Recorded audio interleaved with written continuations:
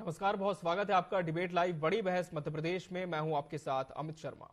मध्य प्रदेश की मोहन सरकार ने अगले 5 वर्षों में 2.5 लाख सरकारी नौकरियों का ऐलान कर दिया है। इस वादे के साथ युवाओं के सपनों को एक नई उम्मीद दी गई है। सरकार ने एक्शन प्लान तैयार कर लिया है और सरकारी परीक्षा कैलेंडर जारी करने की बात कही है। क्या ये वादा हकीकत में बदलेगा या केवल एक चुनावी जुमला रहेगा? क्योंकि विपक्ष का कहना है कि ये घोषणा केवल जनता को बहलाने का एक प्रयास है। देखिए इस रिपोर्ट में।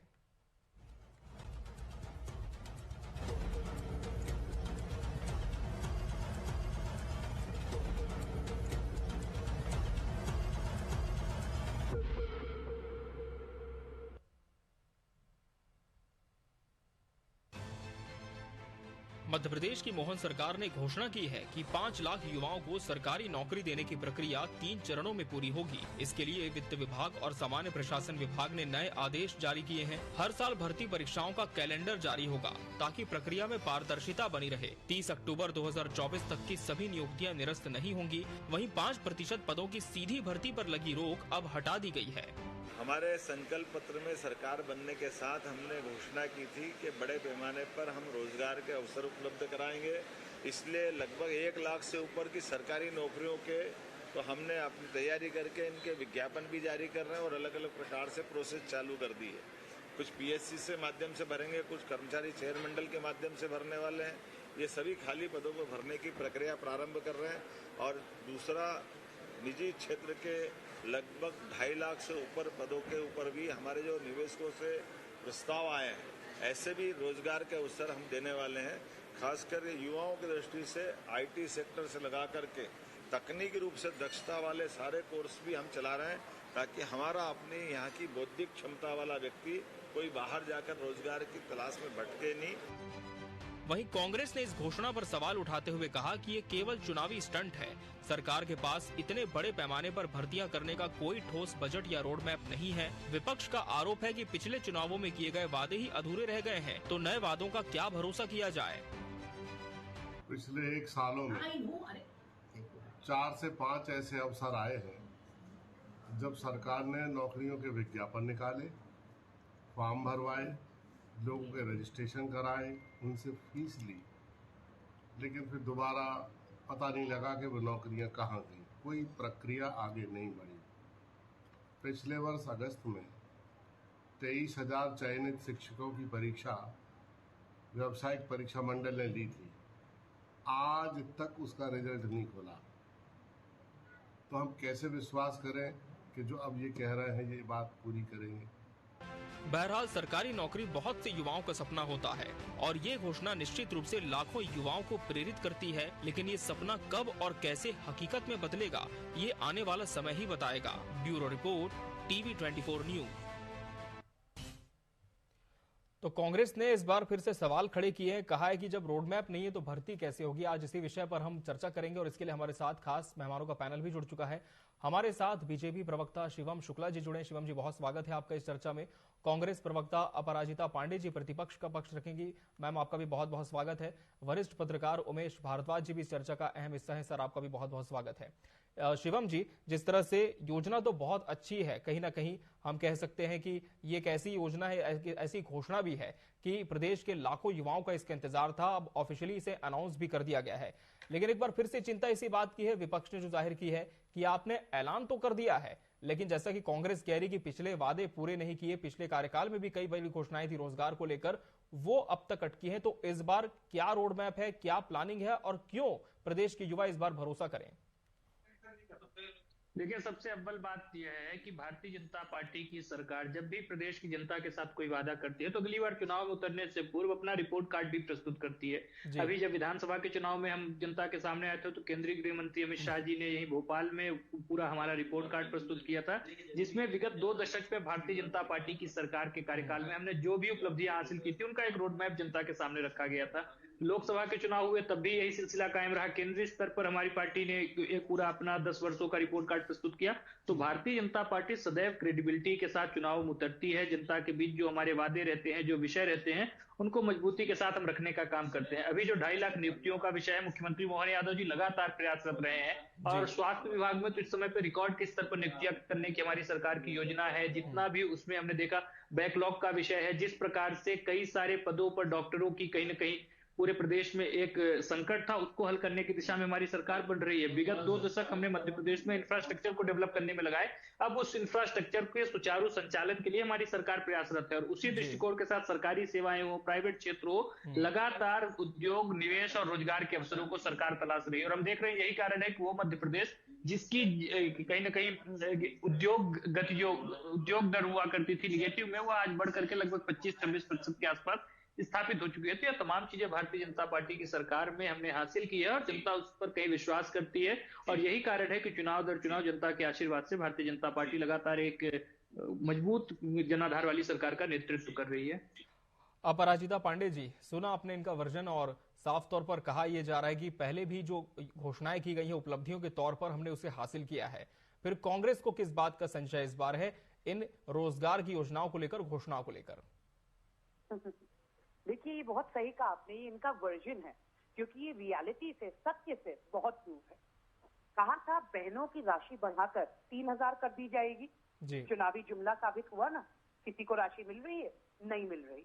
आज विधानसभा में, विधानसभा के डेटा पर हम नहीं कह रहे, कांग्रेस पार्टी नहीं कह रही, विधानसभा के डेटा में है कि 36 लाख बेरोजगार युवा हैं मध्य प्रदेश में। तो आप बताइए नौकरियां किसको दिए, कहां दिए, कब दिए, कैसे दिए? हमारा प्रदेश लगातार कलंकित होता रहता है, पर अव्वल तो परीक्षाएं लेटर डिले होती जाती हैं।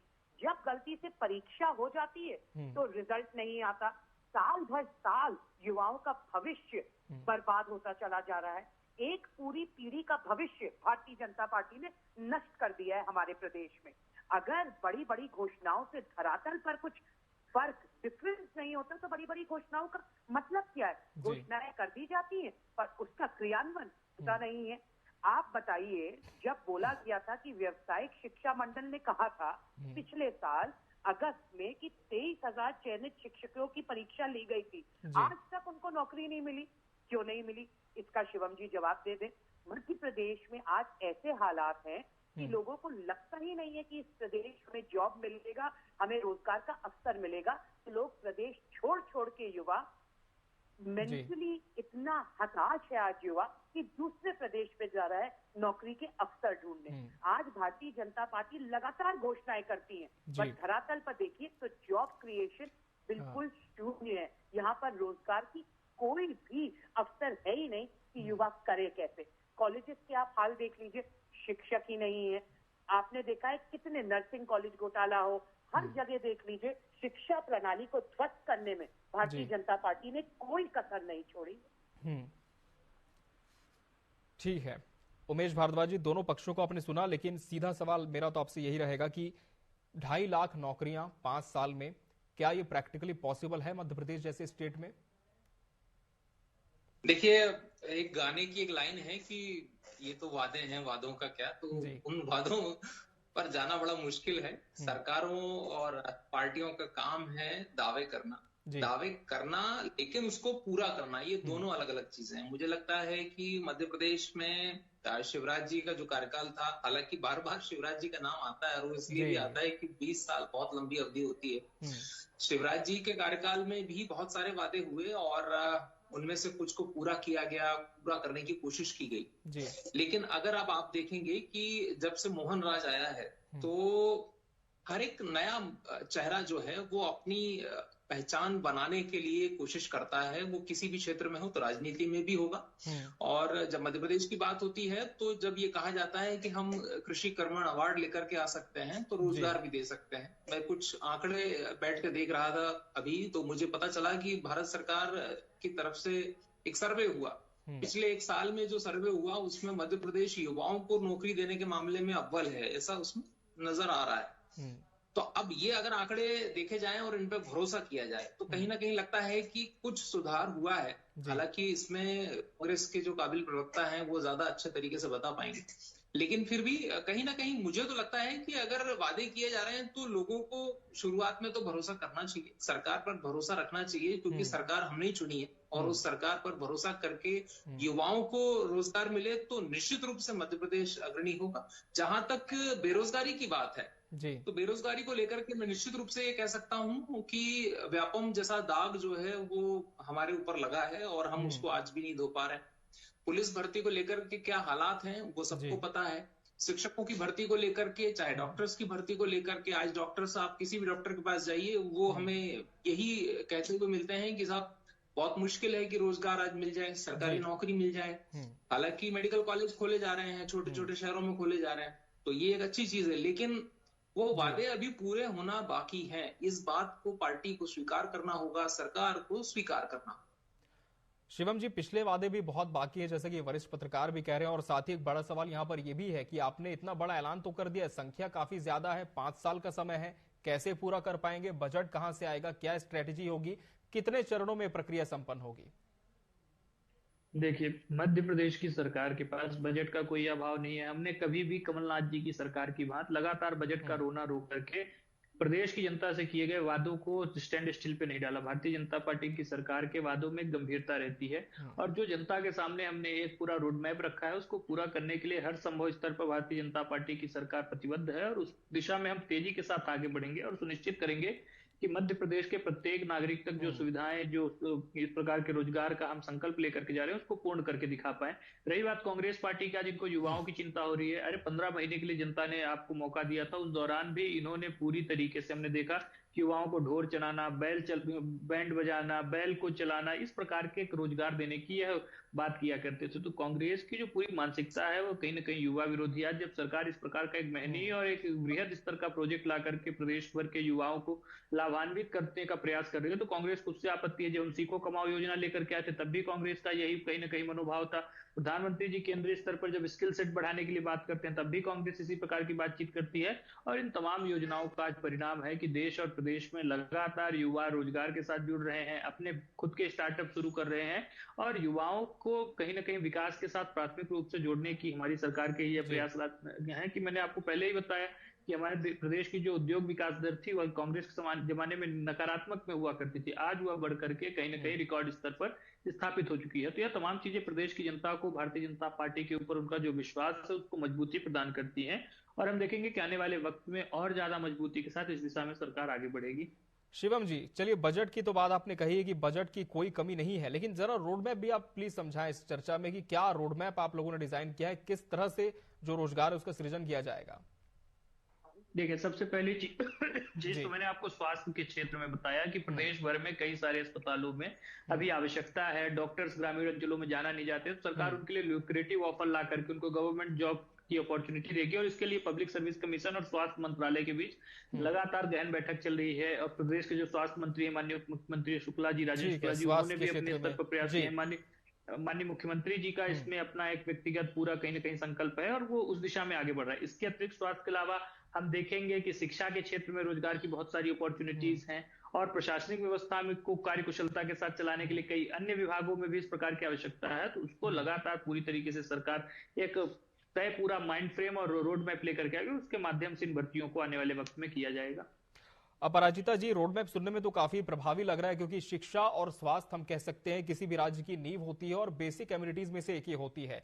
तो क्या सरकार के इस फैसले का आप स्वागत करेंगे या फिर कुछ सुझाव भी देना चाहेंगे? आप बताइए, ऐसा रोडमैप कभी प्रभावी हो सकता है जो 20 साल में हर दिन बोलते हैं कि हमारे पास रोडमैप है। आज भी शिक्षा और स्वास्थ्य की जो हालत है मध्य प्रदेश में, जो बीमारू राज्य भारतीय जनता पार्टी ने प्रदेश में सौंपा है, वो रोडमैप की बात करते हैं। रोडमैप में इन्होंने मेट्रो के बारे में भी कहा, भाई अभी तक मेट्रो बोला गया था, चुनावी जुमले कितने थे कि मेट्रो तैयार हो जाएगी, भारतीय जनता पार्टी को वोट दीजिए, बट आज तक मेट्रो नहीं आई हमारे प्रदेश में। लेकिन बातें होती हैं विकास की, धरातल पर विकास दूर दूर तक दिखाई नहीं देता। मेट्रो का रोडमैप बनाया था, आज तक नहीं हो पाई। कितना कॉस्ट एस्केलेशन हो गया, कितनी आज प्रदेश में हमें इसका कर्ज उठाना पड़ा है, ये हमको, आपको, सबको पता है। आप बताइए, शिवम जी अभी कह रहे थे ये हास्यास्पद है, आए दिन अखबारों में निकलता है कि कितना कर्ज में डूबा हुआ है हमारा प्रदेश, और ये कह रहे हैं कि हमें बजट की कोई कमी ही नहीं है। अरे भाई, आरबीआई ने जब कह दिया कि अब हम कर्ज नहीं देंगे मध्य प्रदेश को क्योंकि आपकी लिमिट रीच हो चुकी है, अगर आपके पास इतना बजट है तो आज बहनों को 3,000 रुपए क्यों नहीं मिल रहे हैं? जब आपने कहा था कि आप चुनाव के बाद राशि बढ़ाएंगे, नंबर 1 मेरा क्वेश्चन, जिनकी 20 सालों से सरकार है वो बार बार हवाला देते हैं कि 15 महीनों में क्या हुआ। मतलब खुद ही समझ लीजिए कि रिपोर्ट कार्ड बिल्कुल खाली है। देखिए, जब आप घोषणाएं करें, पहला स्टेप होता है घोषणा, उसके बाद क्या होता है, फॉर्म निकालती है सरकार। पिछले साल में पहली बार नहीं हुई है कि ये घोषणाएं की गई, पिछले साल में 4 से 5 बार ऐसी घोषणाएं की गई हैं कि रोजगार देंगे। क्या हुआ, फॉर्म निकले, फॉर्म भरे गए, फीस भी ले ली गई, पर क्या हुआ, क्रियान्वयन नहीं हो पाया, कोई रोड मैप नहीं था। आज भी युवाओं के पास रोजगार नहीं है। देखिए, प्रदेश की जो छवि आपने बना दी है कि आज युवा के पास रोजगार नहीं है, महिला के पास सम्मान नहीं है और किसान के पास आमदनी नहीं है, तो ये आज मध्य प्रदेश की वास्तविकता है। और भारतीय जनता पार्टी को ये समझना होगा कि बड़ी बड़ी घोषणाओं से धरातल पर, जमीन पर एक युवा की, मैं भी एक युवा हूँ, एक महिला हूँ, मुझे बुरा लगता है जब स्थिति नहीं बदलती। आज महंगाई चरम सीमा पर है, अगर युवा पढ़ेगा लिखेगा और उसके बाद रोजगार के अवसर नहीं मिलेंगे तो आप बताइए मध्य प्रदेश का युवा हताश नहीं होगा? मध्य प्रदेश का युवा ये नहीं सोचेगा कि अरे बार बार घोषणाएं हो जाती पर मेरे जीवन में तो कोई फर्क ही नहीं आता, मेरा तो अपलिफ्टमेंट ही नहीं है। भारतीय जनता पार्टी को सिर्फ घोषणावीर मशीन माना जाता है और वो युवा अच्छी तरीके से जानता है कि ये खोखले जुमले हैं। ठीक है, जवाब ले लेते हैं। शिवम जी, क्या इस बार भी खोखले जुमले साबित होंगे? चुनौतियों को कैसे दूर करेंगे? जी शिवम जी, शिवम जी, अब सुन पा रहे हैं मुझे? शिवम जी, क्या आपको मेरी आवाज मिल पा रही है? चलिए, इनसे जुड़ने की कोशिश करते हैं फिर से। उमेश जी का रुख कर लेते हैं। उमेश जी, घोषणाएं पहले भी कई बार की जा चुकी है, हमने कई बार चर्चा भी की है, पूरी नहीं हो पाती। अब सरकार निर्देश तो दे देती है, लेकिन क्या लगता है कहां पर लूप होल हो जाता है और फिर से हम सिर्फ चर्चा पे ही बैठ जाते हैं, उसका कोई क्रियान्वयन होता दिखता नहीं है? देखिए, आप अगर लूप होल की बात करते हैं तो मैं कुछ आंकड़े जो हैं वो आपको शेयर करता हूं, क्योंकि तथ्यों के साथ बात करें तो बेहतर होता है और बात पे भरोसा भी होता है। बिल्कुल जी। ये विधानसभा के कुछ आंकड़े हैं जो पिछली शिवराज सरकार के अंतिम जो कुछ महीने थे उसमें सामने आए थे, जब एक, आपको याद होगा कि जीतू पटवारी जो है उन्होंने सवाल पूछा था सरकार से कि बताइए साहब आपने कितनी नौकरियां दी हैं। जी जी। तो उस समय का ये आंकड़ा है। अभी इस आंकड़े पर अगर फौरी नजर डाली जाए मुश्किल से 10 से 15 सेकंड में, तो हम देखेंगे कि जो 38 लाख से ज्यादा इसमें बताया गया कि रजिस्टर्ड युवा बेरोजगार है मध्य प्रदेश में। अब तो ये संख्या और बढ़ गई होगी। इसके बाद ये बताया गया कि साहब जो रजिस्टर्ड थे उसमें से केवल 21 लोगों को सरकारी नौकरी मिली है और तकरीबन 2.5 लाख लोगों को प्राइवेट जॉब मिली। तो आखिरकार, अच्छा, इसका एक बहुत महत्वपूर्ण जो बिंदु है वो ये भी है कि, और इसका जवाब मैं उम्मीद करता हूं कि बीजेपी की तरफ से मिले, कि जब आप रोजगार की बात करते हैं तो सरकार क्यों ये कहती है कि हमारा लक्ष्य सरकारी नौकरी देना नहीं है। हमारा मध्य प्रदेश का युवा जो है वो बड़ी उम्मीद से है सरकारी नौकरी, और सरकारी नौकरी तो हमारे यहाँ ऐसा है जैसे किसी को हीरा मिल गया, आप ये समझ लीजिए। तो क्यों आखिरकार उद्योगों के भरोसे और सरकार दूसरे प्राइवेट नौकरी के भरोसे लोगों को ढांढस बंधा रही है? अच्छी चीज है, मिलना चाहिए, लेकिन सरकार की भी अपनी जिम्मेदारी है, वो भी उसको पूरा करे। और उसको अगर पूरा करने में वो पीछे है तो ये एक बड़ा प्रश्न चिन्ह है सरकार के ऊपर। कहीं ना कहीं आप देखिए आंकड़े जो हैं वो सच बोलते हैं। मध्य प्रदेश में उद्योगों को कितनी सब्सिडी दी जा रही है, हजारों लाखों रुपए की छूट दी जा रही है। ठीक है, आप कहते हो कि निवेश के लिए मध्य प्रदेश को एक बेहतर माहौल बनाने के लिए, उद्योगों के लिए हम दे रहे हैं। अच्छा है, दीजिए, लेकिन नौकरी भी दीजिए। इंदौर और भोपाल और ग्वालियर अलग अलग जगह पर इस तरह के आयोजन किए जा रहे हैं कि जहां निवेश आए। पहले तो बाउंड होता था, सरकार केवल साइन करती थी, पैसा कहाँ आता था। अब ये है कि अगर रीवा में इस तरह का कार्यक्रम हुआ जो पिछले दिनों आपने देखा होगा, मोहन सरकार कर रही है, तो इस तरह के अगर प्रोग्राम होंगे तो मुझे लगता है उनसे बेहतर उम्मीद ही की जा सकती है कि मध्य प्रदेश में कुछ तो निवेश आए और लोगों को कम से कम रोजगार मिले। क्योंकि जब तक पैसा नहीं आएगा प्रदेश में, उद्योग नहीं आएंगे, व्यापारी नहीं आएंगे, कहां से रोजगार सरकार पैदा करेगी? केवल खोखले वादे करके तो मुझे लगता है शायद ये नहीं हो पाएगा अभी तो। लेकिन शिवम जी कह रहे हैं, उमेश जी, की बजट की तो कोई परेशानी है ही नहीं। फिर बिल्कुल बजट की परेशानी नहीं है, क्योंकि हम देखिए कि तकरीबन 4 लाख करोड़ से ऊपर का तो कर्ज है पिछले साल की जब आप जी। कर्ज तो निश्चित तौर पर काफी बार सरकार ले चुकी है। पिछली सरकार भी नई सरकार पर कर्ज छोड़ करके गई थी, उसे भी पूरा करना। इसके बाद नई सरकार ने फिर से कर्ज लिया, लेकिन जब कर्ज पे कर्ज सरकार लेती जा रही शिवम जी, और निवेश उतना आ नहीं रहा है जितना कि रीजनल समिट्स में दावा किया जाता है, तो क्या आप नहीं मानते कि इस पर सबसे ज्यादा सरकार को फोकस करने की जरूरत है, उसके बाद फिर रोजगार होगा? शिवम जी, मुझे सुन पा रहे हैं आप? चलिए, कहीं ना कहीं बहुत बड़ी विडंबना भी है कि सरकार का पक्ष पूरी तरह से आ नहीं पाता है चर्चाओं में। जब भी बात करने की कोशिश की जाती है और संभव भी नहीं हो पाता कि सिर्फ हम विपक्ष के साथ ही इस चर्चा को आगे बढ़ाएं, क्योंकि जो जिम्मेदार हैं उनकी भी जिम्मेदारी बनती है कि जब चर्चा में जोड़ा जाए तो पूरी बात रखने के बाद ही चर्चा से समापन उनका किया जाए बात का। लेकिन विपक्ष के पास में एक बार फिर से आता हूं। अपराजिता जी, निश्चित तौर पर ये बहुत ही सीरियस इशू है, बहुत ही कंसर्न का इशू है, और प्रदेश के लाखों युवाओं के भविष्य का भी सवाल है। लेकिन आप लोगों ने भी समय समय पर इस बात को उठाया है और कहीं ना कहीं कोशिश की है सरकार को आईना दिखाने की। इस बार जो नौकरियों का वादा सरकार फिर से अपने पिटारे से खोल करके दिखा रही है, क्या कदम बतौर विपक्ष आप लोगों का भी होगा कि इस बार अमल हो, अटल रहे और धरातल पर कोई नतीजा निकले इसका? देखिए, हमारी लड़ाई तो सड़क से संसद पर है जी। हम इसे विधानसभा में भी उठाएंगे और हम युवाओं के साथ कांग्रेस पार्टी हमेशा खड़ी रही है। मैंने जो आपको बोला, चयनित शिक्षकों के साथ भी हम खड़े रहेंगे कि उनकी नियुक्ति हो, और एक रिस्पॉन्सिबल ऑपोजिशन, एक क्रेडिबल विपक्ष की भूमिका हमेशा कांग्रेस पार्टी निभाती रहेगी कि युवाओं को रोजगार मिले, महिलाओं को सम्मान मिले और किसान की आमदनी वाकई में दुगनी हो। तो आप देखेंगे कि हम हर प्रयास करेंगे कि हम गवर्नमेंट को, भारतीय जनता पार्टी को अकाउंटेबल रखें। सिर्फ घोषणाएं करने से कुछ नहीं होता, आपको युवाओं को रोजगार देना पड़ेगा, जो आज तक देने में भारतीय जनता पार्टी पूरी तरीके से असफल रही है। और इससे बड़ी बात नहीं हो सकती जब शिवम जी यहाँ पे आके कहते हैं कि हमारे पास बजट की कोई कमी नहीं है, तो फिर ऐसा कैसे हो गया कि मुझ पर, शिवम जी पर, हर एक मध्य प्रदेश के वासी पर 50,000 से ज्यादा का कर्ज चढ़ गया है। तो भारतीय जनता पार्टी के पास अगर बजट है तो वो बजट जा कहाँ रहा है, क्योंकि ना वो बहनों को राशि बढ़ी हुई मिल रही है, ना किसानों की आमदनी दुगनी हो रही है, और ना युवाओं के लिए रोजगार का सृजन हो रहा है। अभी हम बात कर रहे थे कि उद्योग कैसे आएंगे। मध्य प्रदेश में उद्योग क्रांति की बात की थी भारतीय जनता पार्टी ने, पर हुआ क्या? आ गई एग्जिट पॉलिसी। उद्योगपतियों ने को यहाँ पे जमीन भी दी गई, बट इंडस्ट्रियलिस्ट ने क्या कहा? हमें मध्य प्रदेश में इंडस्ट्री नहीं लगानी। तो उन्हें गवर्नमेंट ने इजीली एग्जिट पॉलिसी देकर मध्य प्रदेश से एग्जिट करने का प्रावधान दे दिया। अगर इस प्रकार का होगा, अगर हमारे मध्य प्रदेश में इन्वेस्टर कॉन्फिडेंस नहीं होगा, अगर उद्योग नहीं आएंगे, तो आप मुझे बताइए रोजगार का सृजन कैसे होगा? कैसे मध्य प्रदेश आगे जाएगा? भारतीय जनता पार्टी के पास कोई रोड मैप नहीं है, इसीलिए हम रोज देखते हैं कि खोखली योजनाएं, खोखले जुमले। कहीं ना कहीं इस बार योजनाएं खोखली ना हो, जुमले ना साबित हो, ये वादे, यही कोशिश सरकार की भी होनी चाहिए। बहरहाल समय हमारे पास इतना ही था इस चर्चा के लिए। आप सभी मेहमानों का बहुत बहुत धन्यवाद हमसे इस चर्चा में जुड़ने के लिए। इसी के साथ बड़ी बहस डिबेट लाइव मध्य प्रदेश में आज के लिए फिलहाल इतना ही। मुझे और मेरी पूरी टीम को दीजिए इजाजत। नमस्कार।